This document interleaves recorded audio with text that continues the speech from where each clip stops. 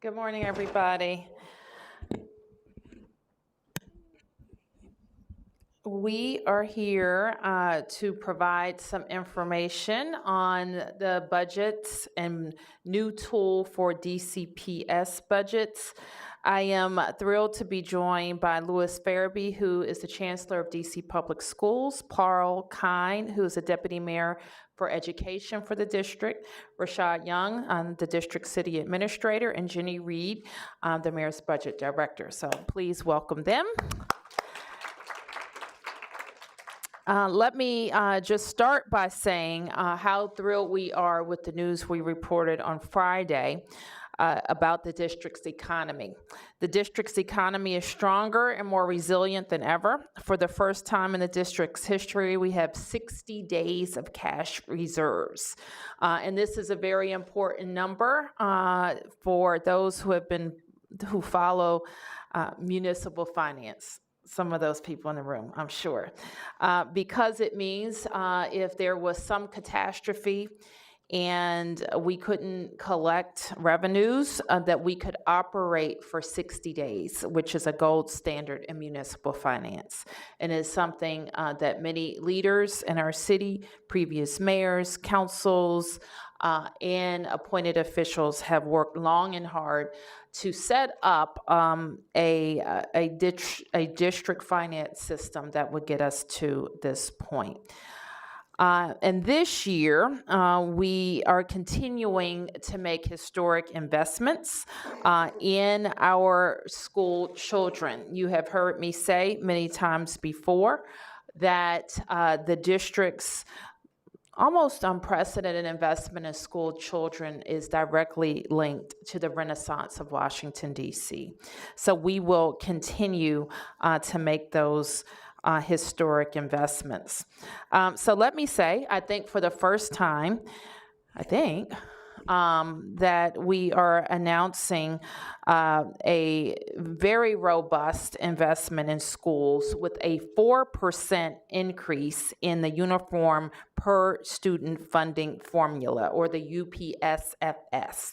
What this means for DC Public Schools is that because of how the formula works, on average, our schools are receiving an 8% local budget increase over last year.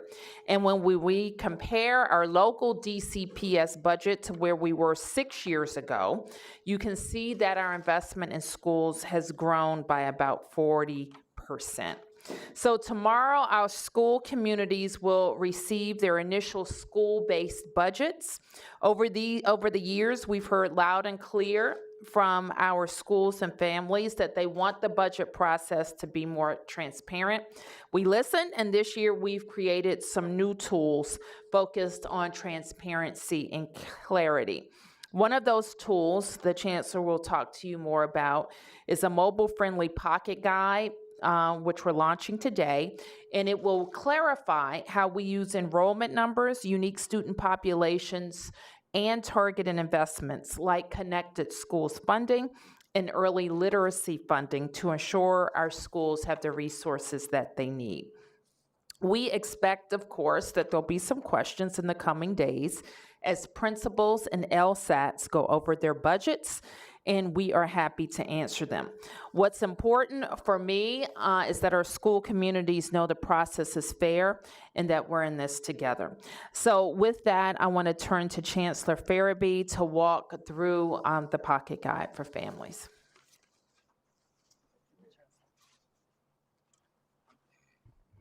Good morning. Thank you, Mayor Bowser, for your commitment to our students to ensure that DCPS continues to receive the resources to meet the needs of our students and families. Over a year ago, as I stepped into my role in the winter of last year as Chancellor, I had robust engagement with our school communities, whether that was focus group with staff and students, community conversations, and a consistent theme in those discussions were there was a need to get a better understanding of the DCPS budget. There was a desire to have greater clarity and to ensure that there was transparency and equity as it relates to DCPS allocation of resources. With that top of mind, DC Public Schools is proud to announce today several enhancements that will give the community a greater line of sight in how resources are allocated to schools, and we believe address some of the feedback that we received around the community better understanding our budget. As Mayor Bowser highlighted, we are really pleased to announce that overall average increase year over year for DC Public Schools is 8%, which allows our schools to continue their path of progress. We're also pleased that this fiscal year for the 2021 school year, we've also identified initial budget target assistance that will provide initial budget support for a subset of schools to also support their needs with their school community. We're also pleased as a part of this announcement to maintain our commitment to our key strategies. Within this budget for the upcoming school year, we maintain our support for our connected school model, which is approximately $2.1 million. This is also included in the DCPS budget pocket guide. This allows us to provide our connected school managers to those select schools that support students with wraparound services. In the DCPS Pocket Guide, we also highlight that we're continuing our investment for one-to-one devices for students. We will next year have devices for students in grade 3 and 4, 6 and 7, and 9 and 10 in our respective elementary, middle schools, and high schools. There's a new investment that we highlight in the DCPS Budget Pocket Guide, and that is an investment in early literacy. We are expanding the summer programming for students reading below grade level in grades pre-K to 2 to ensure that more of our students are entering those grades with the prerequisite skills to be successful. We're also expanding our reading clinic, which is an opportunity for our teachers to learn from each other in literacy instruction and also to provide one-to-one supports for students. In this pocket guide, we also provide information for families on how the DCPS budget is built. And we remind our school community that we receive several streams of resources, one being local resources, federal resources, and other dollars that goes into our larger pot, which we call our comprehensive staffing model. Our comprehensive staffing model is built to provide a standard of service across all schools to ensure that all schools have access to related arts, physical education, and other required courses. As schools receive those dollars, some of those dollars are flexible, and within this budgeting process, we outline in a new format which dollars are flexible and at what levels our schools have the ability to make those key decisions. In addition to those enhancements in the budget guide, we also provide the community a line of sight into a year-over-year comparison of the school budget. So each school will receive a yearly update on their budget that provides an overview of the resources received for this school year.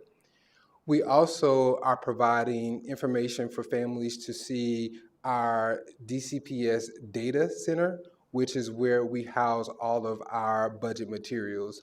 And so with this DCPS budget pocket guide, it's very mobile friendly, and it gives our school community access to all the resources I've just described.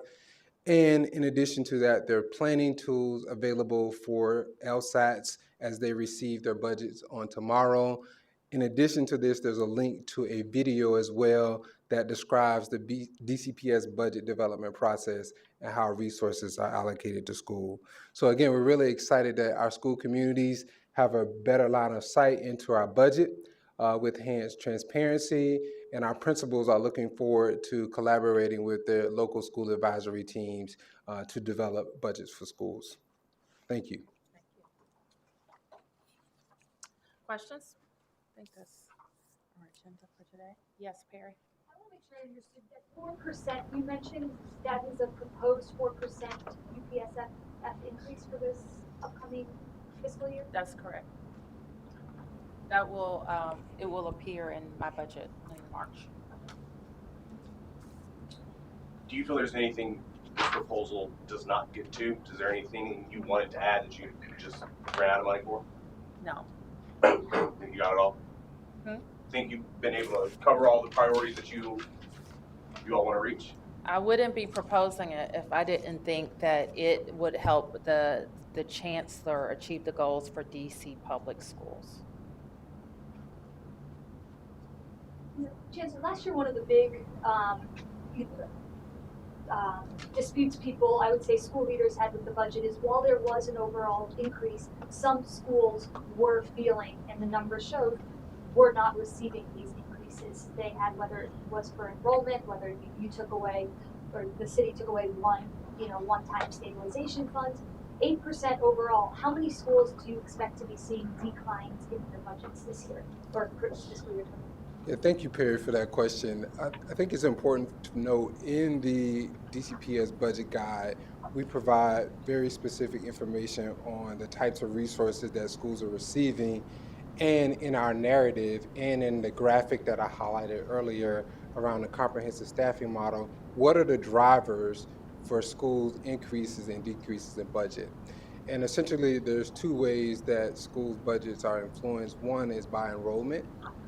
The second is based on student need. And so, for example, there could be a school that has a shift in enrollment, but also a shift in their special education population or their English language learner population. So those two factors combined influence school budgets year over year.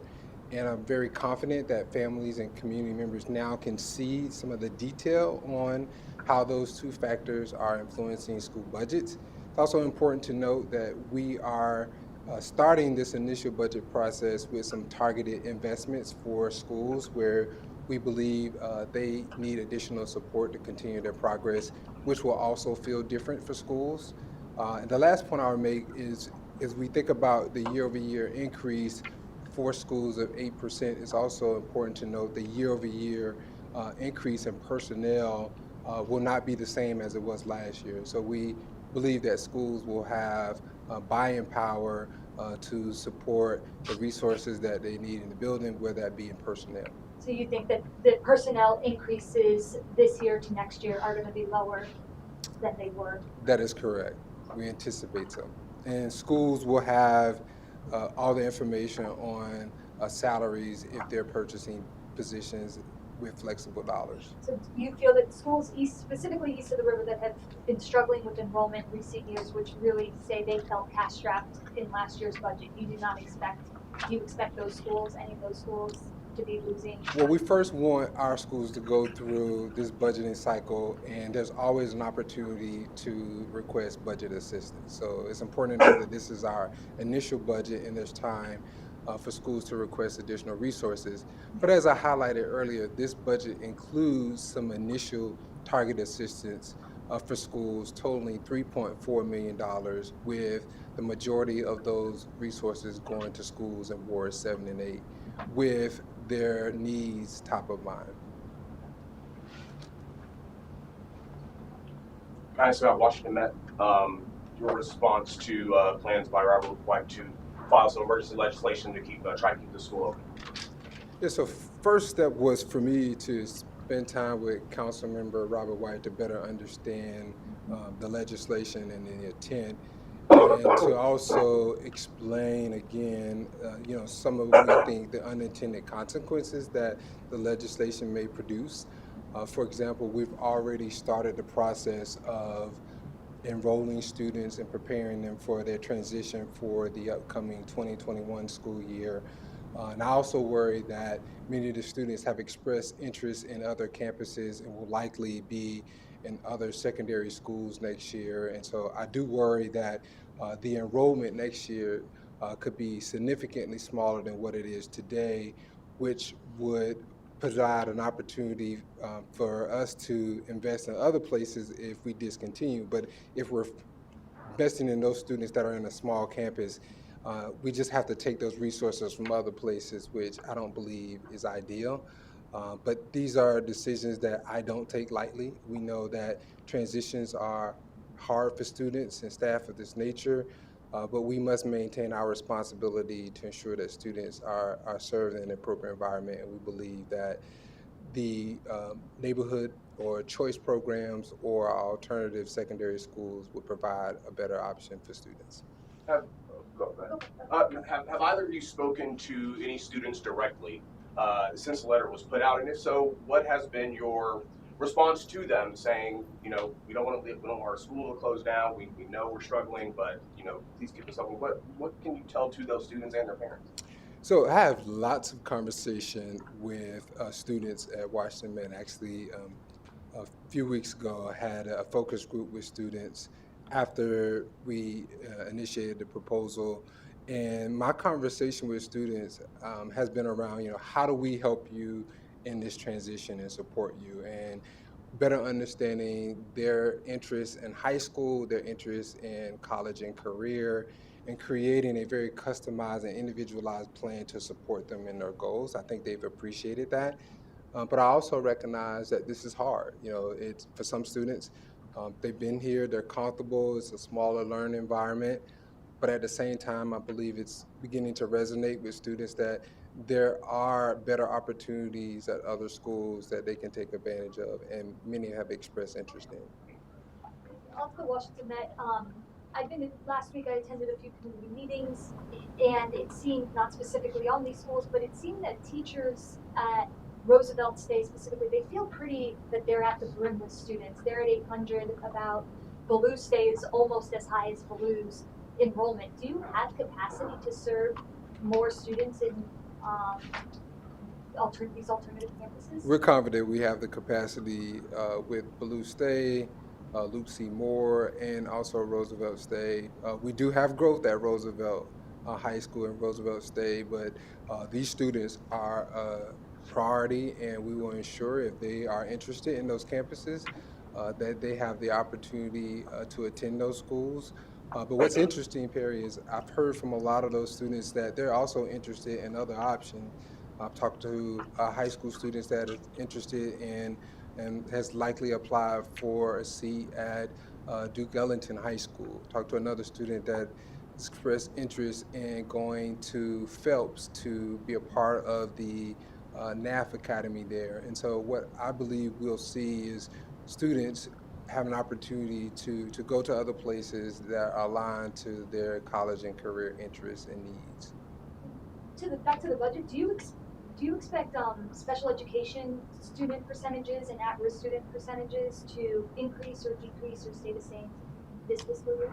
So as the UPSF formula increases, the foundation increases, special education at-risk are multipliers. So in the fact that that 4% increase is in place, that gives us an increase in those dollar amounts as well. Obviously for special education, the individual education plans of students receiving special education services drives how we allocate those resources from school to school, which, it's important to note, varies from year to year as needs change and IEPs shift. But do your projections, do you have a sense yet if we're going to have more special education students or more at-risk students? In terms of district-wide, will we have more at-risk or more special education? I think right now it's difficult to say year over year there'll be more or less, but it's something that we'll continue to track.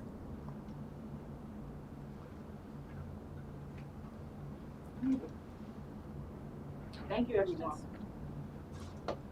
So, Chancellor, if you would, just what can the community expect when the budgets are released?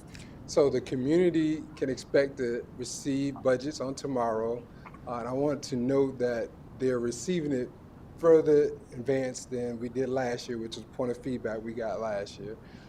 And they'll have an opportunity today to begin thinking and planning with the DCPS Budget Pocket Guide. So we're encouraging families to download it. Again, it's mobile friendly, and there's a wealth of information in this one-stop shop for the community to begin thinking about how they'll support their school budget. And then they should anticipate receiving school budgets on tomorrow. And then the process of engagement with their school leaders will take place over about a week or two time period, and then they can make requests or petitions accordingly. All right. Thank you, everybody. Thank you. Thank you. Nicely done, Chancellor.